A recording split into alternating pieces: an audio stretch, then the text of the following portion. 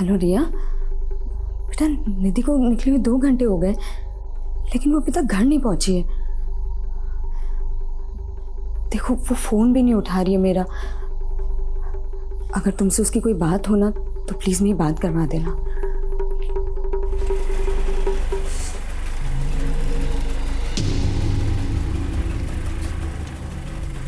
निधि, कहाँ थी तू?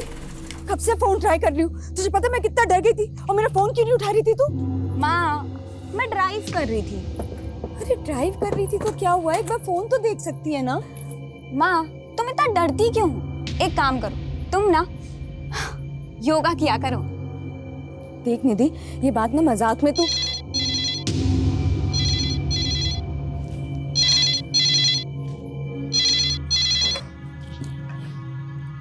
हेलो, कैसी हो मेरी जान?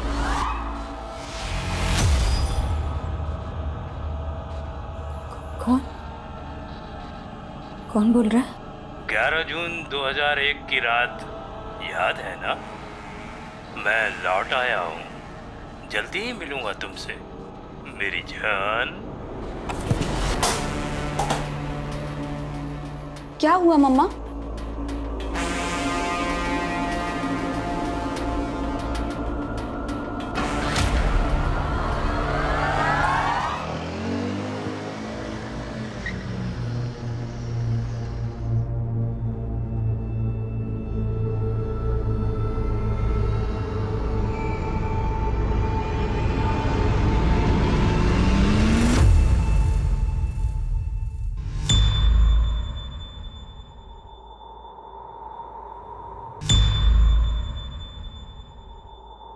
बोलिए रीमा जी।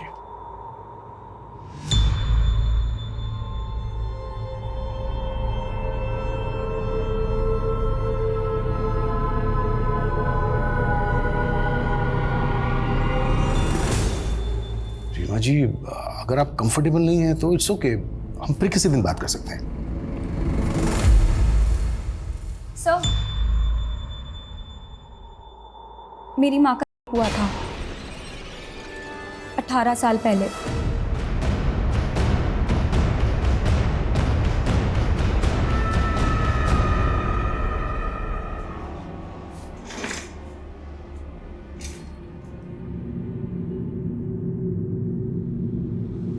शिवा जी, आपने बहुत अच्छा किया जो अपनी बेटी की बात मानी। अपने गुजरे भयानक अतीत का सामना करने के लिए बहुत हिम्मत चाहिए होती। रीमा जी, 18 साल पहले जो ये दर्दनाक घटना आपके साथ घटी, ये आप हमें डिटेल में बताइए प्लीज। 11 जून 2001 की रात थी। उस घटना के 18 साल के बाद उस आदमी ने अचानक से कॉल किया आपको? जी। रीमा जी, जब ये घटना घटी आपके साथ, उस वक्त आपने पुलिस कंप्लेन तो की ही होगी? जी, प्रतापनगर थाने में करवाई थी। तब इंस्पेक्टर मुकेश राठौर इंचार्ज थे। प्रतापनगर पुलिस स्टेशन से कांटेक्ट करो। सर,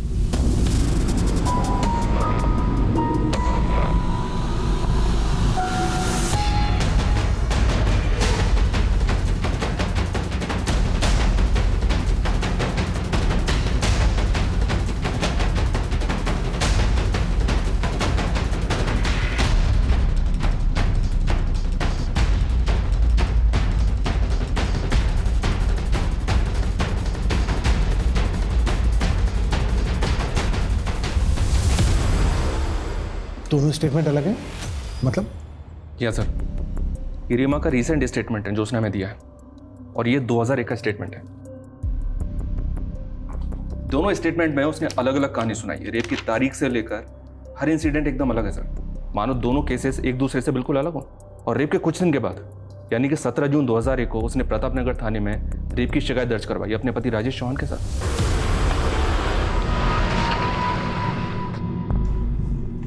बोलिए रीमा जी, डरिए मत।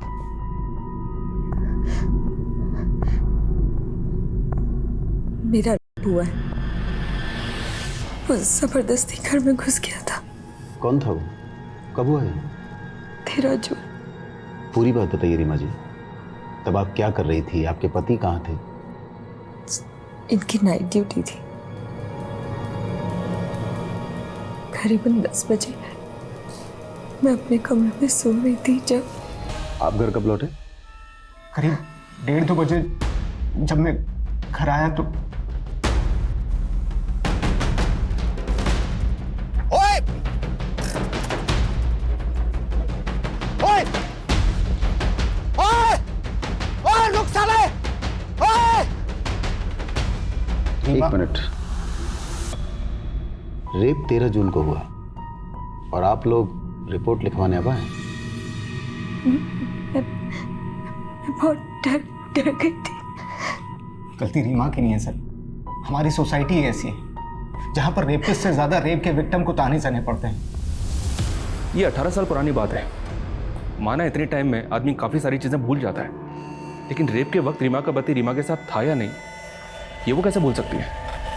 सवाल ये उठता है मिश्रा कि 18 साल पहले जो रीमा ने स्टेटमेंट दिया था वो गलत था या अब जो हमें दिया है वो गलत है? हमें दोनों स्टेटमेंट वेरीफाई करने होंगे। सर रीमा चौहान के कॉल रिकॉर्ड्स आ गए। रीमा को उस रात 11 बजे साउथ दिल्ली के लैंडलाइन से कॉल आया था। दिल्ली पुलिस से कांटेक्ट करो, पता करो वो आदमी कौन था जिसने कॉल किया था।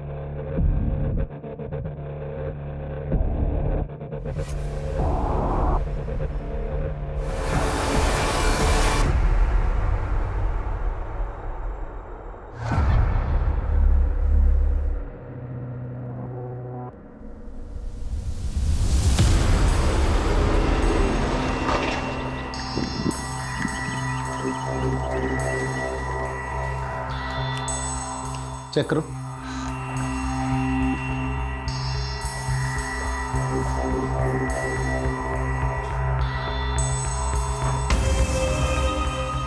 उसने यहाँ मेरे साथ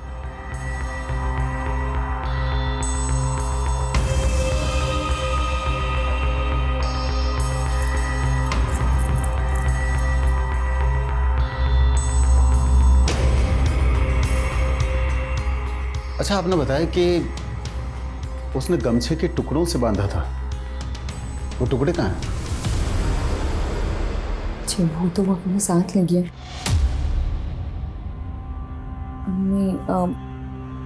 नहीं शायद एक मिनट सर, यहाँ शायद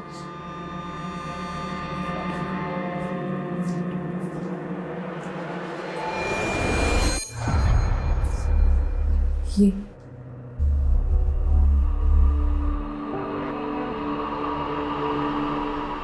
रीमा के मेडिकल एग्जामिनेशन में ऐसा कोई सॉलिड एविडेंस नहीं मिला जिससे प्रूव हो सके कि रीमा का रेप हुआ है।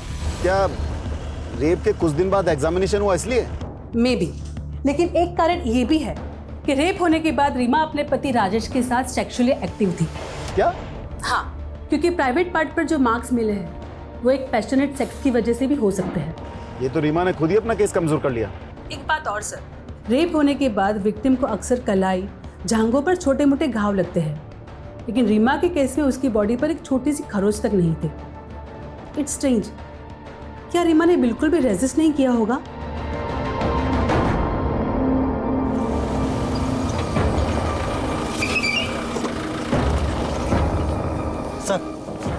सर आपको एक बात बतानी थी। क्या?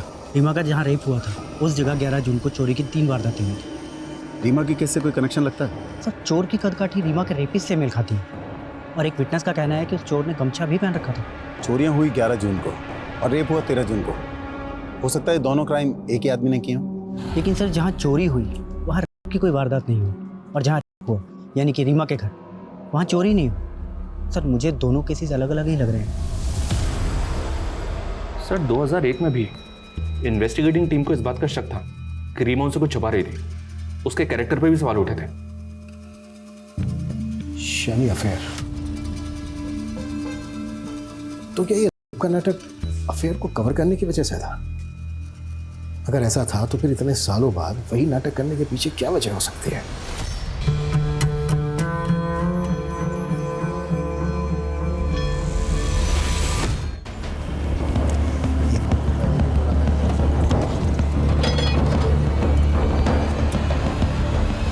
सर आप हम लोगों पर ही शक कर रहे हैं। मेरी बीवी के साथ गलत हुआ सर, और आप लोग। राजेश, मैं तुम्हारा फ्रस्ट्रेशन समझता हूँ, पर सवाल खड़े हो रहे हैं। तुमने एफआईआर फाइल करने में देरी की। सर मैंने बताया था ना कि रीमा डरी हुई थी। यही नहीं, रीमा का रेप होने के बाद भी तुम और रीमा सेक्सुअली एक्टिव थे। ये कोई मामूली बात नहीं है राजेश। तब मुझे पता ही नहीं था कि रीमा के साथ में रेप हुआ है। क्या? उस रात जब मैं गमछे वाले आदमी के पीछे भागा, वो हाथ नहीं आया, तो मैं भागकर घर वापस आया। मेरे को बहुत चिंता हो रही थी रीमा को लेकर। रीमा, रीमा, राजेश, रीमा, राजेश वो डरने की कोई बात नहीं, भाग गया वो। तुम्हें कुछ हुआ तो नहीं? ठीक तो ना? तुम चिंता मत करो, मैंने अपने आप को बाथरूम में बंद कर लिया था। थैंक गॉड तुम्हें कुछ हुआ नहीं, वरना रीमा को देखकर लगा ही नहीं कि उसके साथ किसी ने जबरदस्ती की है। लेकिन कुछ दिन बाद, अरे रीमा जल्दी बाहर निकलो यार, लंच बॉक्स दे दो, लेट हो रहा हूं।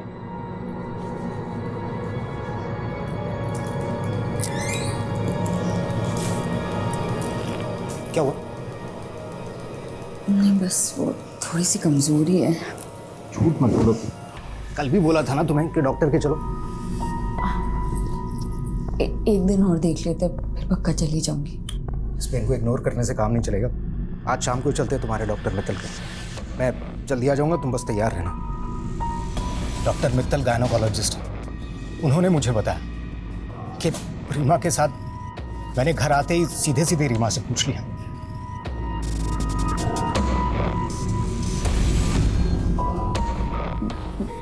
मैं डर गई थी, मुझे लगा था कि आप मुझे छोड़ दोगे। इतना भी भरोसा नहीं था मुझ पर। भूल हो गई। अरे भूल तुम्हारी नहीं है, तुम्हारे साथ गलत हुआ है। उस कमीने को तो छोड़ूंगा नहीं मैं। रीमा, हम पुलिस के पास जाएंगे। पुलिस? हाँ रीमा, हमें पुलिस के पास जाना ही होगा।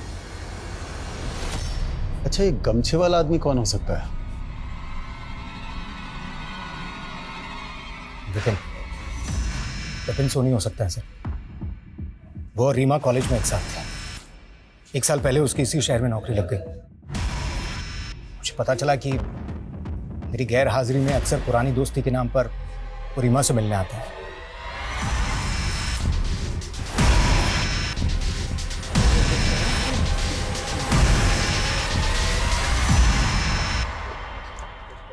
जगन सर। पूजा दहिया रेप केस की फाइल निकालो। जी सर।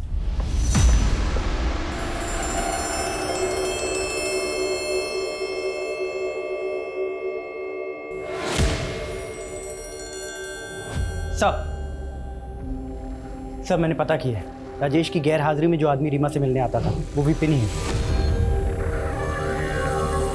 याद रखिए रीमा जी, पुलिस को गुमराह करना भी एक जुर्म है।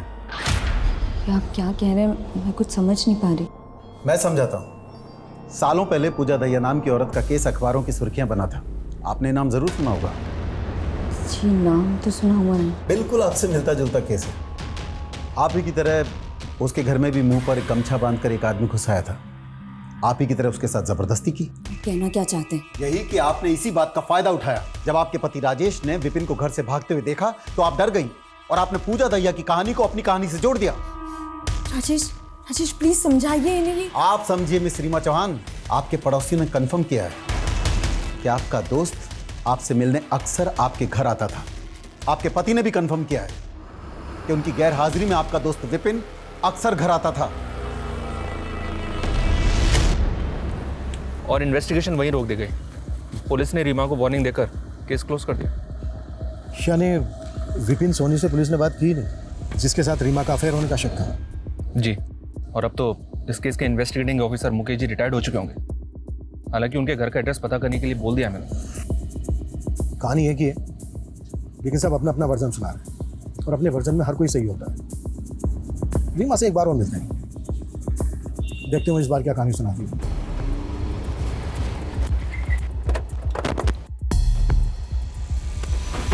आपको मेरी बात पे यकीन नहीं है? रीमा जी, हम बातों पर नहीं सबूतों पर यकीन करते हैं। और आपकी कहानी में तो कई कहानी मिली हुई है।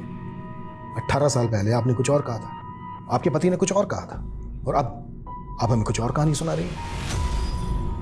बेटा, शायद आपकी मदर आपके सामने कंफर्टेबल नहीं है, सो प्लीज। निधि तो रुक।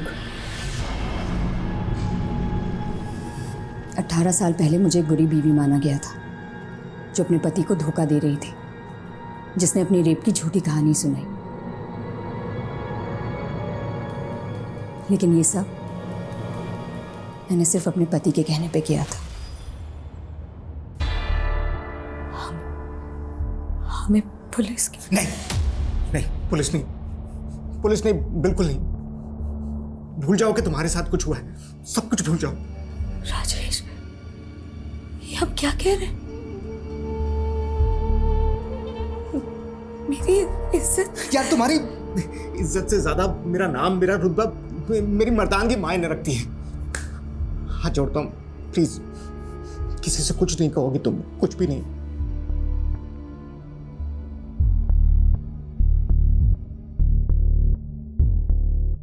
रीमा, ये इंजरीज नॉर्मल नहीं है। बताओ मुझे क्या हुआ है? कुछ भी। रीमा, तुम कुछ छुपा रही हो ना? आप क्यों जिद कर रही हैं? रीमा के लिए यही सही है कि वो सब कुछ भूल कर। ये भूलने वाली बात नहीं है राजेश।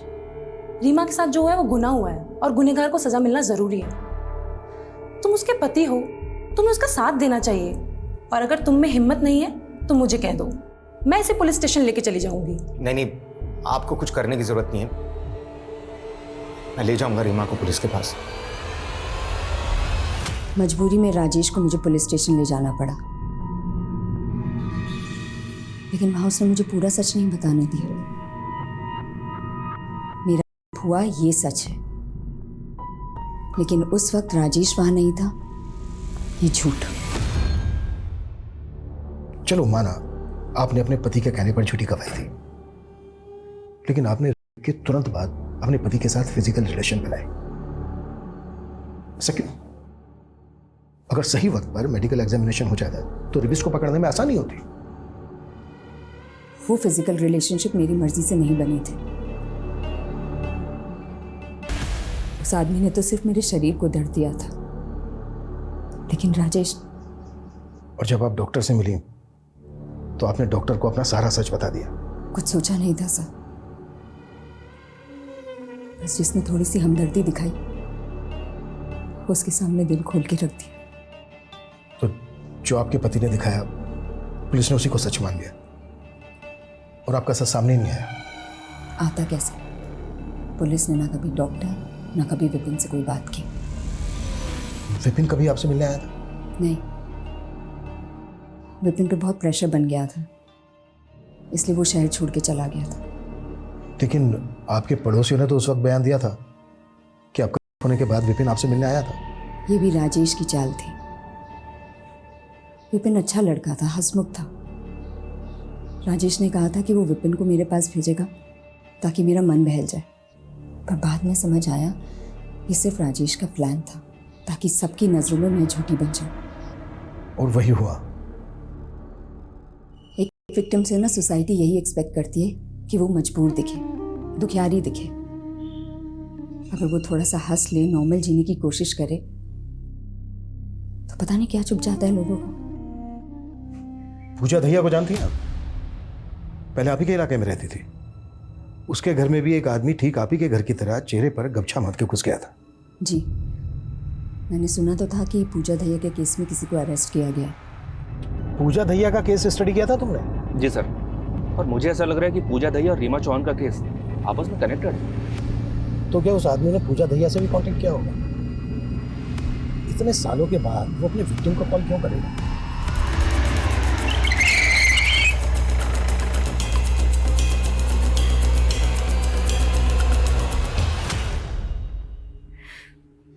मैं नहीं जानती कि वो कौन था।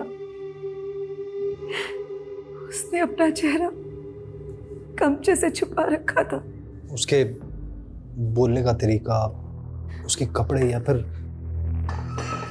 ऐसा कुछ जो आपको अलग लगा हो? अंकल, उस आदमी ने मुझे कुछ लिखने को दिया था। बात बात पर मुझे छड़ी से मारता था, मुर्गा बनाता, बहुत जलील करता था मुझे। रवि, फिंगरप्रिंट्स कलेक्ट करो और फॉरेंसिक टीम बुलाओ। सुअर के बच्चों, तुम्हें कोई फिंगरप्रिंट नहीं मिलेगा। ऐसा कहा था उसने बोलने के लिए मुझे।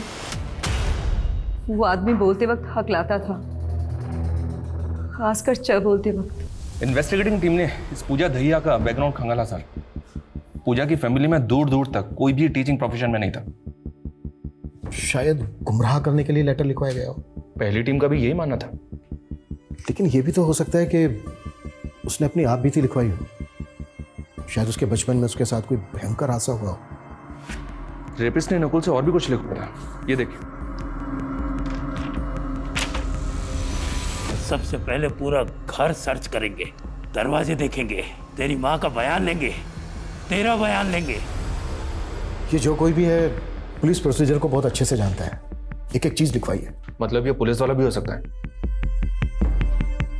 या फिर कोई ऐसा जिसका अपना पुलिस में हो, या फिर रहा हो। सर रीमा के केस के आईओ मुकेश राठौर का एड्रेस मिल गया है। रिटायर होने के बाद वो यहीं जयपुर में सेटल्ड है। लाइमलाइट के लिए? ये क्या कह रही है तू? मैं नहीं, नेबर्स, रिलेटिव सब यही बोल रहे हैं। देख, लोग कुछ भी कहें, लेकिन तू तो मुझ पे यकीन करती है ना। तुझे भी लगता है कि मैं झूठ बोल रही हूँ?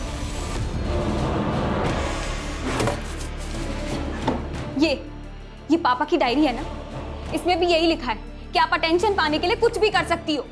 लो पढ़ो। निधि, तूने अपने पापा को ना सिर्फ फोटोज में देखा है। या फोटोज में लोगों की सोच, उनकी नीयत के बारे में कुछ पता नहीं चलता बेटा। बच्चा गिरा दो? क्यों? क्योंकि ये मेरा नहीं है, उस कमीने का है। कितनी बार आपको बताऊंगी कि ये हमारा बच्चा है। ये मुझसे बेहतर और कौन जान सकता है? अरे मुझे कुछ नहीं पता, गिरा दे ये बच्चा, हम दूसरा कर लेंगे। बहुत कोशिश की तेरे पापा ने मेरा अबॉर्शन कराने के लिए, लेकिन कोई डॉक्टर राजी नहीं हुआ। एक दिन तो तेरे पापा ने मुझे सीढ़ी से धक्का तक दे दिया था।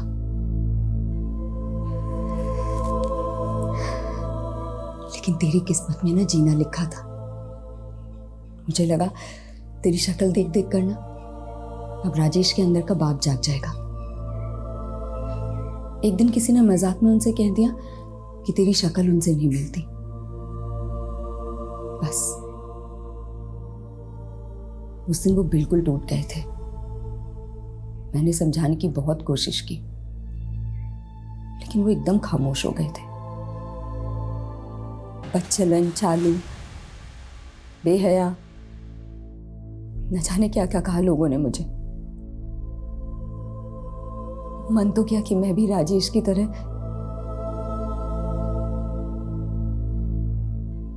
लेकिन तेरा चेहरा देखकर हमेशा रुक जाती। मैं ये सब कुछ ना एक बुरा सपना सोचकर भुला चुकी थी,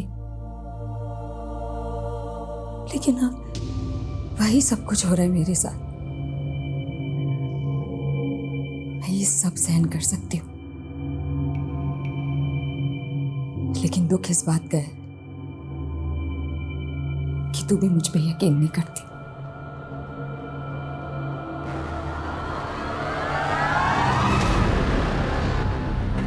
रीमा चौहान वाला केस? हाँ, याद है मुझे।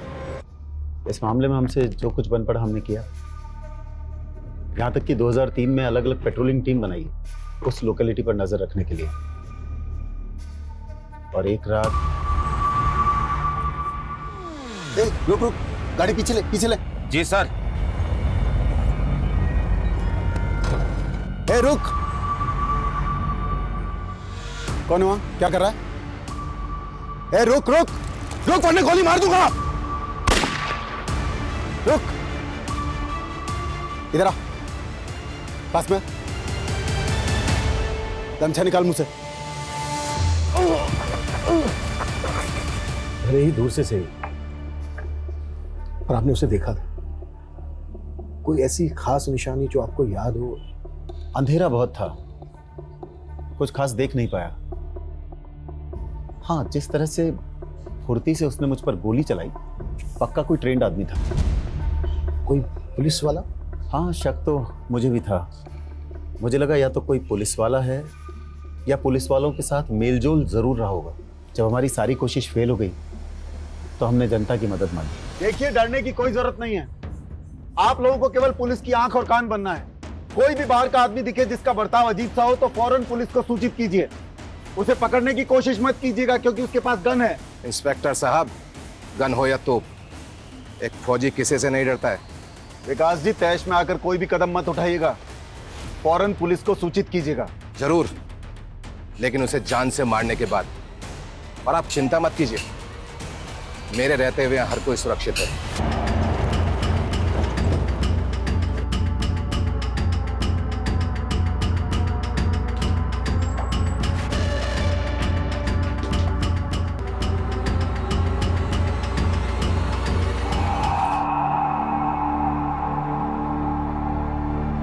हमने 3-4 स्केच बनवाए।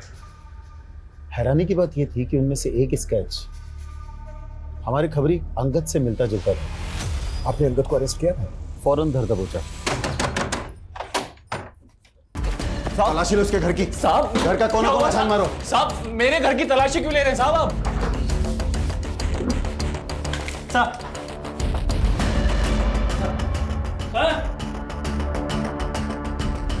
साहब, ये घड़ी है, ज्वेलरी है, कहाँ से आए सामान तेरे पास? ये सब उन्हीं का है ना जिनका रेप हुआ है? साहब, मैं सच कह रहा हूँ साहब, मुझे कुछ नहीं पता। मैं महीने में ठीक से 10 दिन भी घर पे नहीं रहता हूँ साहब, तो मुझे पता नहीं है सामान कहाँ से आया है। तू ऐसे नहीं उगलेगा। ले चलो इसे थाने। तो फिर अंगद को आपने रीमा के केस से कनेक्ट क्यों? कैसे करते?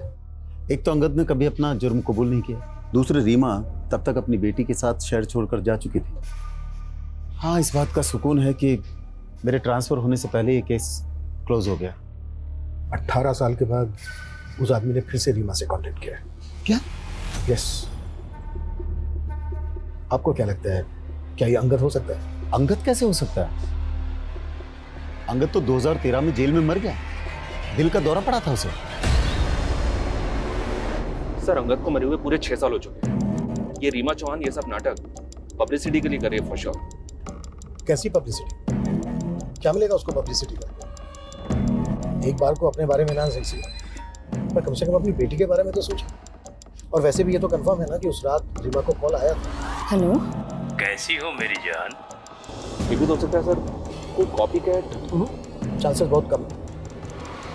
चलो मान लेते हैं कि मुजरिम अभी भी फरार है। वक्त के साथ उसका काम करने का तरीका भी बदला, पहले चोरी, फिर रेप, उसके बाद मर्डर्स। जब रीमा का रेप हुआ तब उसकी उम्र होगी कोई 35-37, तो इस वक्त उसकी उम्र होनी चाहिए 52 से 55 के बीच।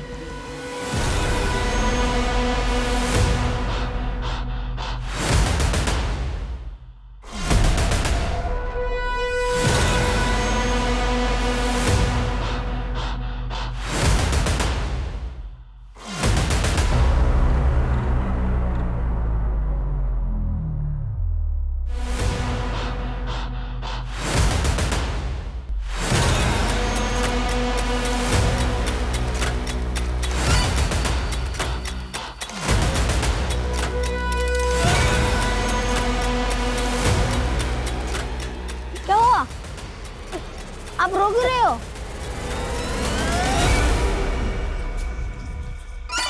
गुंजन, माँ को चल के सब बताना, अभी डरना मत।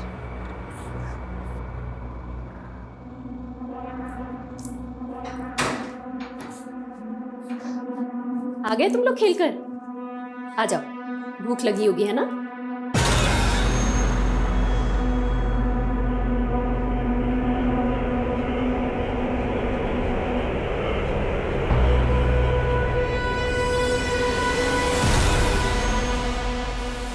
बेटा, ये सूरज अंकल हैं, अब हम लोग के साथ ही रहेंगे। नमस्ते करो।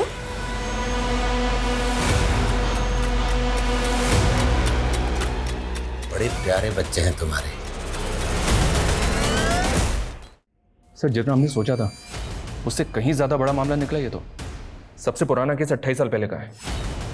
इतने अरसे में 51 ऐसे रेप केसेस मिले हैं जिनमें सेम मोडस ऑपरेंडी का इस्तेमाल हुआ है। इसके अलावा 13 मर्डर केस में और 178 लूट केस में सेम पैटर्न फॉलो हुआ है।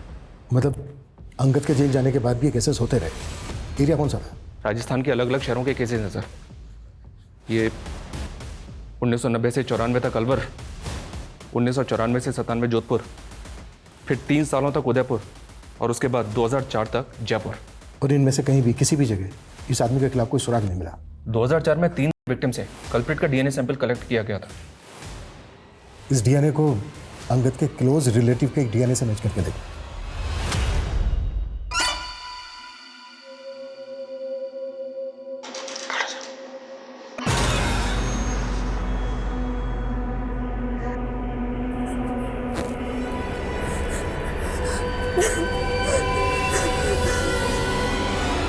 ये अंकल बहुत गंदे हैं, मत खेला करो उनके साथ। तुम माँ को क्यों नहीं बताती हो? ठीक है, तुम मत बताओ, मैं माँ को खुद ही बता दूंगा। नहीं, माँ खुद अंकल के साथ ही गेम खेलती है।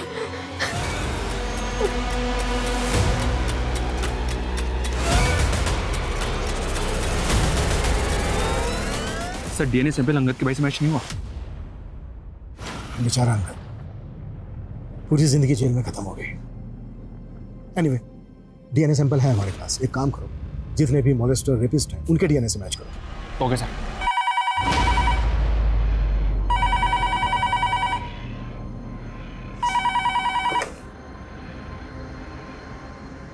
हेलो, मेरी जान कैसी हो? बहुत दुख हुआ जानकर कि तुम्हारी बात पर कोई यकीन नहीं कर रहा। बकवास बंद करो और हिम्मत है ना तो सामने हो। तुम कायर हो, कायर हो तुम।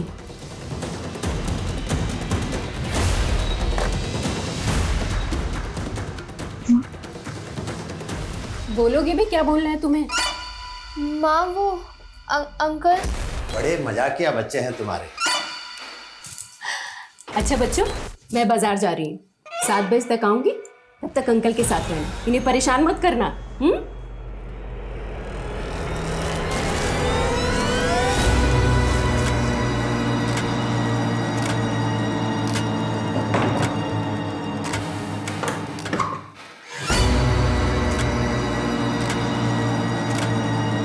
सर डीएनए अलवर के कैदी से पार्टली मैच हो रहा है, लेकिन इसकी उम्र तो 30 साल है। फिर ये वो नहीं हो सकता। आई थिंक उस आदमी को ट्रेस करने के लिए हमें किसी एक्सपर्ट की मदद लेनी होगी। देखिए, ये डीएनए पार्टली मैच हो रहा है, यानी ये कैदी उस खूनी का रिश्तेदार हो सकता है। एक्चुअली हमें इस कैदी के मदर और फादर के सभी रिलेटिव्स की एक लिस्ट बनानी होगी और सबका डीएनए मैच कराना होगा। सर लोकेशन हिस्ट्री और रिपोर्ट्स के अकॉर्डिंग हमारे पास अभी एक सस्पेक्ट है, और वो ये है। माय गॉड, ये वो 30 सालों तक पुलिस की आंखों में धूल झोंकता रहा। इसको आज ही धर लेते हैं। नहीं, we have to be very careful. इसको बचने का एक भी मौका नहीं देंगे। पहले इसके खिलाफ सबूत इकट्ठा करेंगे, फिर तब बचेंगे साले को।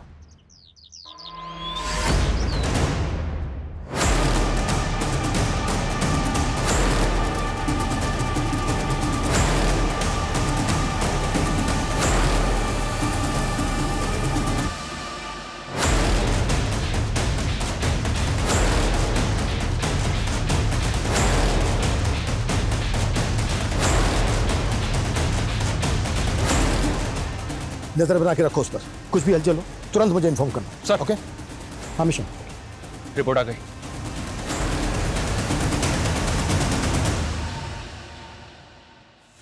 अब सही वक्त है, आता है साले।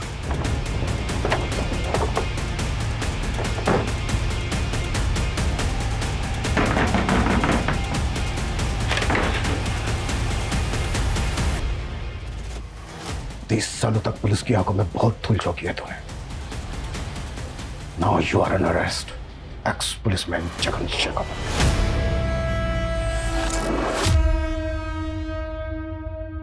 तेरे साथ गलत हुआ, इसलिए तो दूसरों के साथ भी गलत कर रहा था। बचपन में जो मेरे साथ हुआ, उस सदमे से उभरने के लिए मैंने छोटी छोटी चोरियां करना शुरू कर दिया।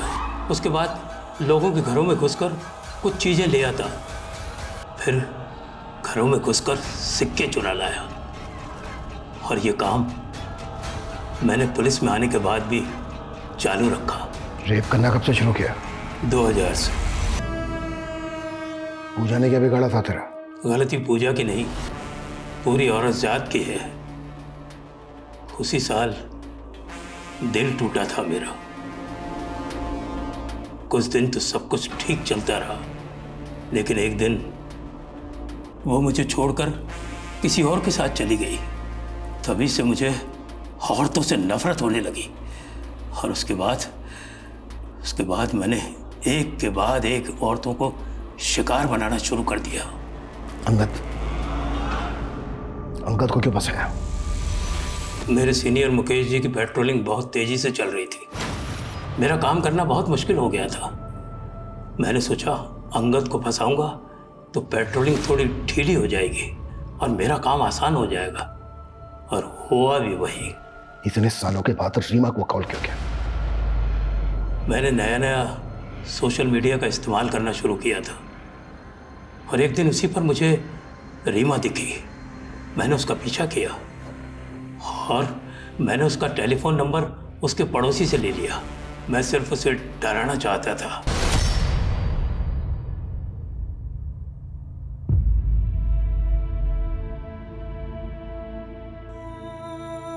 सॉरी मॉम, मैं गलत थी। आपने मेरे लिए कितने सैक्रिफाइस किए और मैं नहीं, बल्कि तूने मुझे हिम्मत दी है वापस लड़ने की। अपना जगन जैसे लोगों का खौफ है और नई सोसाइटी के तानों की फिक्र। अब देखना, मैं अपनी बाकी की जिंदगी ना एकदम बेखौफ जीऊंगी।